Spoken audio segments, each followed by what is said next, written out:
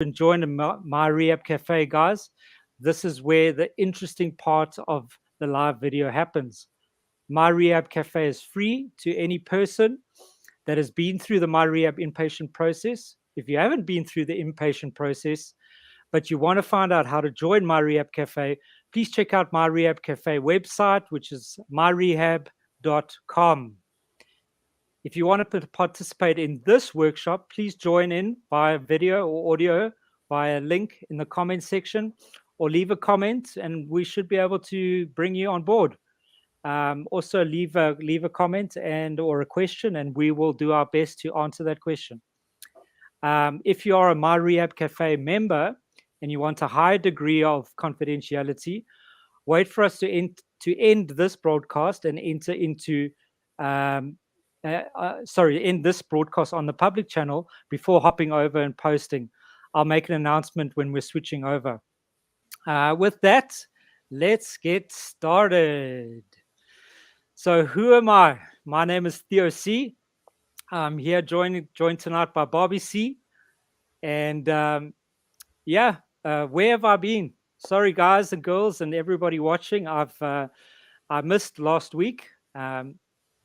Yeah, man, we were moving home, and I've just realized why people say selling a home, moving furniture into a new home is something you do maybe once or twice in your lifetime.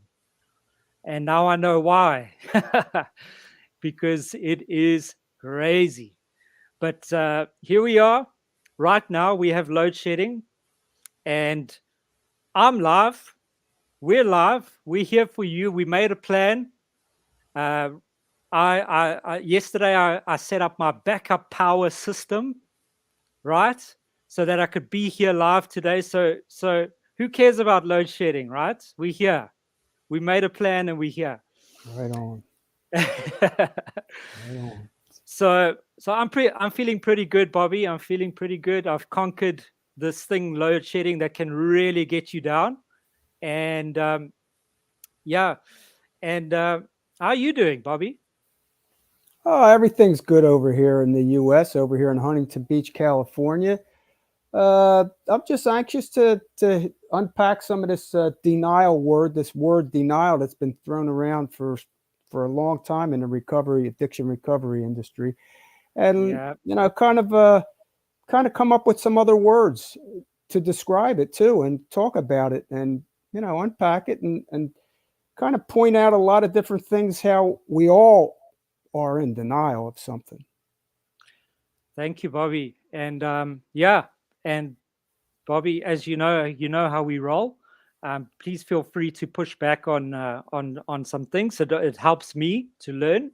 It helps me to expand my understanding of it. So, for those of you who haven't met me, who am I? Who is Theo C? How did I end up here tonight? I can tell you one thing. It's been a long, long, long journey. I have my qualifications. I'm a life recovery coach. I can prove it. Here we go. Here's my certificate. Certified professional recovery coach. Right? Here's my other certificate. Certified professional coach. But who cares about that, right, Bobby? Because people will only care about what you know until they know that you care. Right? So here we are. We're on this platform. We have a glorious burden that we carry for people who are caught up in addiction. I've had my rodeo in addiction and are enjoying the fruits of recovery. And tonight's topic, let's get into it. Denial. First thing that comes to mind is, denial is not just a river in Egypt. Haha. And what types of denial do we have? So the reason why I brought this topic up is because this is directly something that helped me in my recovery to understand denial, because I remember being in the throes of my addiction, and somebody had just come out of rehab, and I was high as a kite, and they looked at me and they said, "Theo, you're in denial."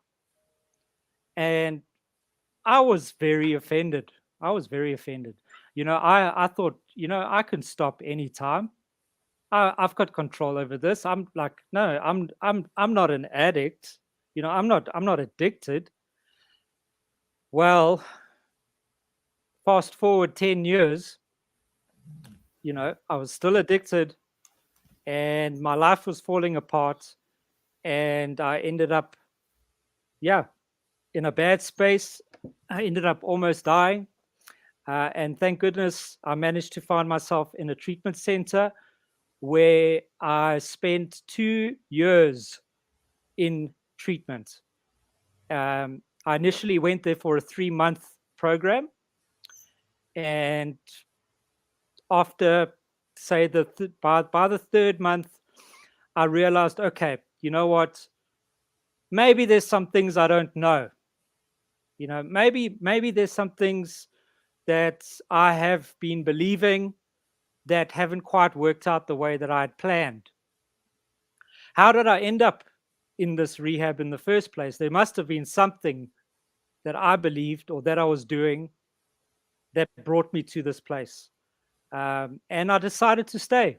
It took me a year to complete my 12 steps. I did one step every month for 12 months. Once I'd completed that, I spent another year volunteering. And after 24 months, I decided to take the leap and start my life. And that's another talk, another journey, which I'll get into. So that's a little bit about me. But guys and girls, we're going to tackle this topic of denial, right? And we're going to define denial and the different types of languages of what does denial sound like? Because denial, the way that I conceptualized it is almost like it's like an island, picture this tropical island, and it's called denial. And that's a place where we like to camp out, and we like to kind of go to this island called denial. We camp out there, and on this island, it has its own language, and you hear things like turning a blind eye, burying your head in the sand. She saw what she wanted to see. He only heard what he wanted to hear. Ignorance is bliss. Living a lie. Conspiracy of silence. Economical with the truth. It's got nothing to do with me. Those are the kinds of things you hear on this island. Don't make waves, right? They were typical passive bystanders. There's nothing I can do about it. Almost being like an ostrich. I can't believe this is happening to me is a common phrase that you hear on this island called denial. I don't want to know, hear, see anymore. It can't happen to people like us. The plan called for maximum deniability. Averting your gaze, wearing blinkers. We couldn't take in the news, willful ignorance. We couldn't admit it to ourselves. I must have known all along. These are the type of phrases that you hear in this place are called denial that we tend to go to. So you can be in denial about anything that makes you feel vulnerable or threatens your sense of control, such as, for example, a chronic terminal illness, depression or other mental health conditions, addiction, financial problems, job difficulties, relationship conflicts, traumatic events. These are all things where denial can creep in. Situations in which denial can be helpful. Whoever thought that, Bobby, that denial could actually be beneficial? And I'll explain it. Refusing to face facts might seem blatantly unhealthy, okay? But sometimes though, through a short period of denial can be helpful. Being in denial gives your mind the opportunity to unconsciously absorb shocking or distressing information at a pace that won't send you into a psychological tailspin. For example, after a traumatic event, you might need several days or weeks to fully process what has happened and come to grips with the challenges ahead.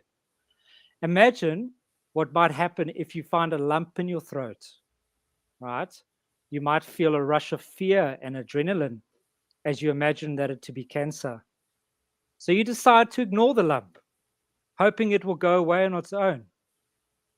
But when the lump is still there a week later, we step out of this temporary denial and we go and consult a clinician or a doctor or a GP. So this type of denial is a helpful response to stressful information. You initially denied the distressing problem as your mind absorbed it. However, you came to approach it more rationally and took action by seeking help. All right? Situations in which denial can be harmful. All right? But what if we had to continue to be in denial about the lump and try to forget about it entirely?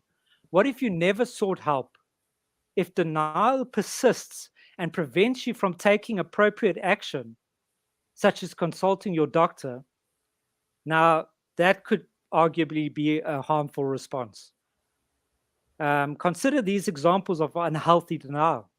College student witnesses a violent shooting but claims to not be affected by it.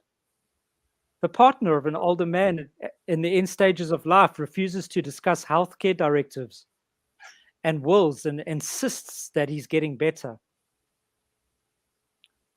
An administrator periodically misses a morning meeting after drinking excessively the night before, but insists that there's no problem because the work is still getting done. A couple are ringing up so much credit card debt that they toss the bills aside because they can't bear to witness them. They can't bear to read them. They just chuck it in the bin. Sound familiar, anyone? The parents of a young daughter with a drug addiction keep giving her clothing money, right? An institution or situation such as these, denial might prevent you or your loved ones from getting help, such as treatment or counseling or dealing with problems that can spiral out of control, all with potentially devastating long-term consequences. Guys, we are in the public channel and we're about to cross over. Bobby, do you have anything to say on some of the things that I've brought onto the table? Well, I'd just like to say that, to the public, this is on a public channel, and I'd like to say that Theo has done his research. Okay. He's putting out information. He's done his homework. And come on over with us to the other side because we're going to start unpacking this. Thank you, Theo. Thank you, Theo, so much. Thank you, Bobby. See you guys on the other side.